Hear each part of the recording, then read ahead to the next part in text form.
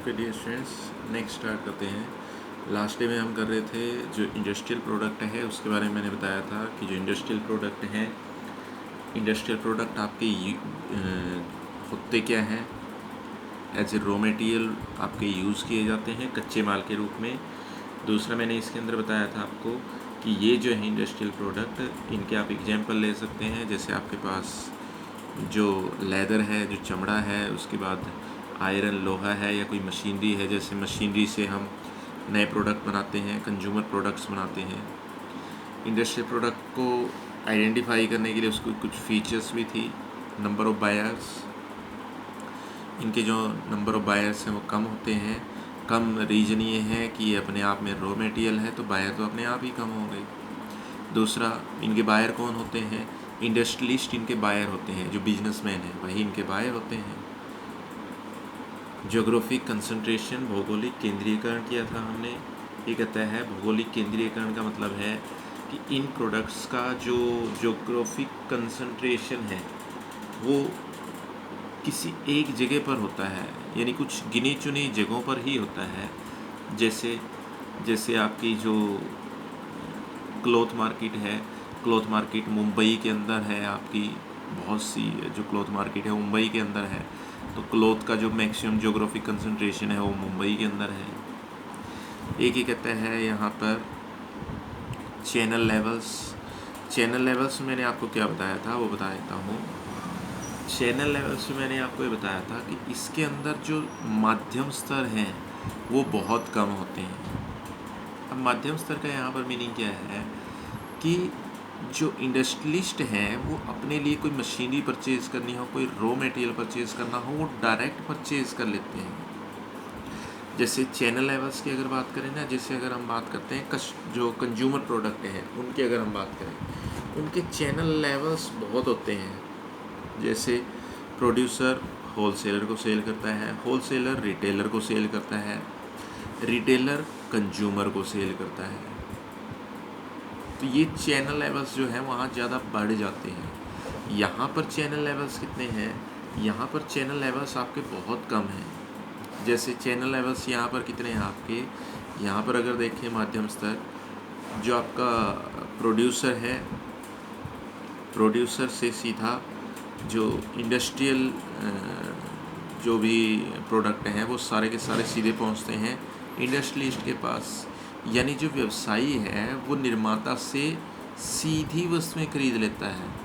तो जो माध्यम स्तर हैं वो एक या फिर ना के बराबर होते हैं।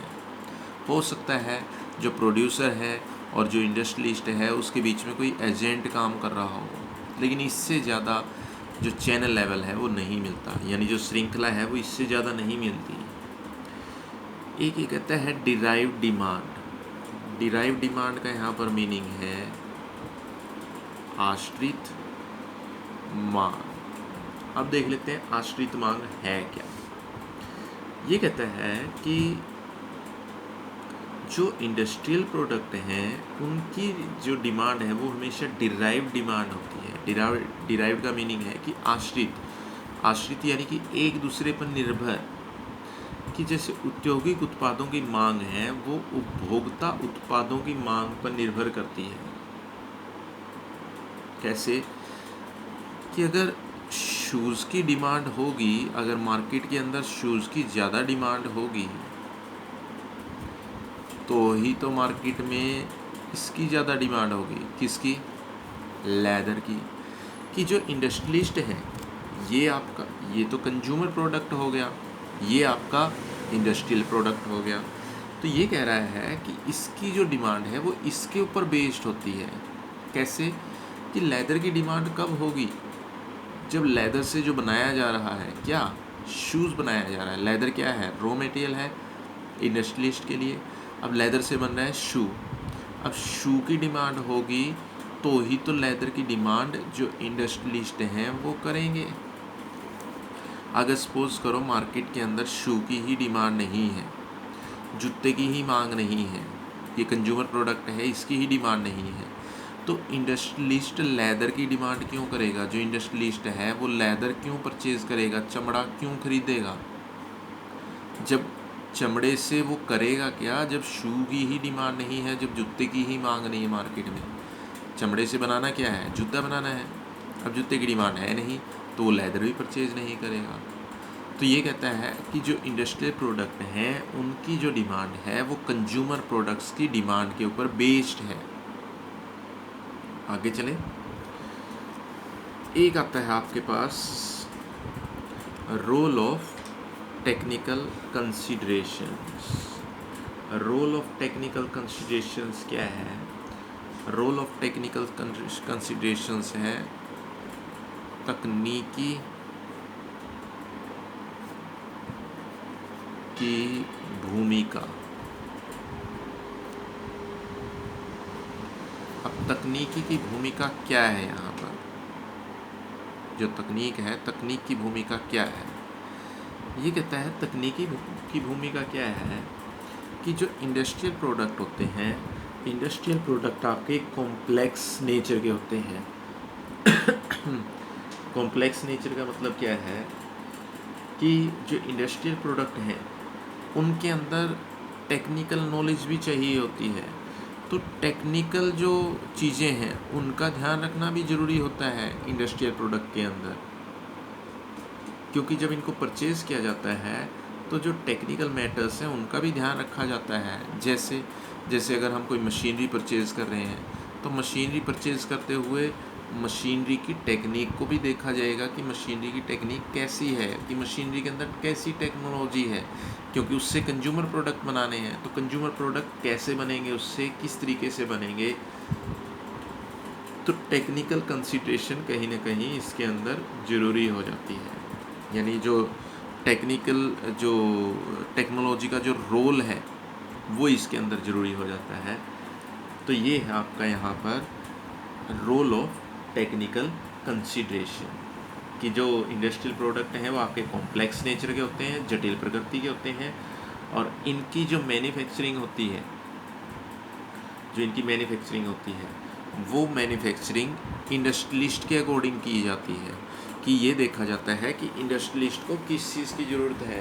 यानी जैसे मशीनरी बनाई जा रही है तो ये देखा जाता है कि इंडस्ट्रियलिस्ट को कैसी मशीनरी चाहिए, उसके अकॉर्डिंग ही मशीनरी बनती है। तो ये है आपकी तकनीकी की भूमिका। एक आता है इसके अंदर, एक फीचर आती है इंडस्ट्रियल प्रोडक्ट की, वो है आपकी रेसिप्रोकल बाइंग। रेसिप्रोकल बाइंग क्या है? परस्पर क्रय। अब परस्पर क्रय क्या है? परस्पर क्रय है आपका, रेसिप्रोकल बाइंग है आपका परस्पर क्रय। ये है आपका कि जो इंडस्ट्रियल प्रोडक्ट हैं, इंडस्ट्रियल प्रोडक्ट के अंदर रेसिप्रोकल बाइंग पाई जाती है। रेसिप्रोकल बाइंग के अंदर क्या है कि ये आपका सीधा सीधा कंज्यूमर प्रोडक्ट के साथ अटैच हो जाते हैं। कंज्यूमर प्रोडक्ट के साथ कैसे? जैसे इसने एक बहुत बड़ी एग्जांपल दे रखा है कि MRF के टायर हैं, ठीक है,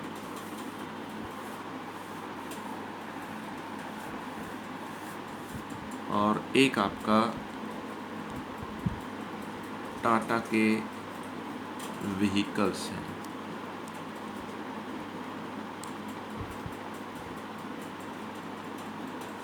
अब ये कहता क्या है? ये कहता है कि रेसिप्रोकल बाइंग क्या है? परस्पर क्रय, एक दूसरे से क्रय करना।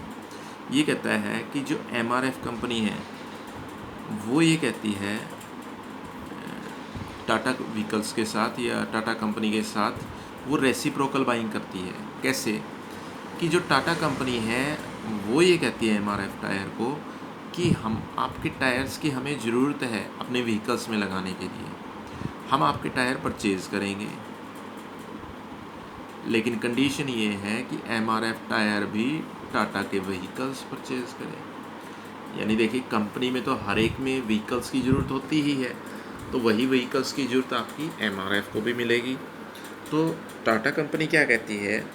टाटा कंपनी ये कहती है कि हम आपके जो टायर हैं वो सारे के सारे टायर जितने हैं टायर आपके परचेज़ करेंगे, अपने प्रोडक्ट में लगाने के लिए, अपनी गाड़ियों में लगाने के लिए आपके टायर परचेज करेंगे।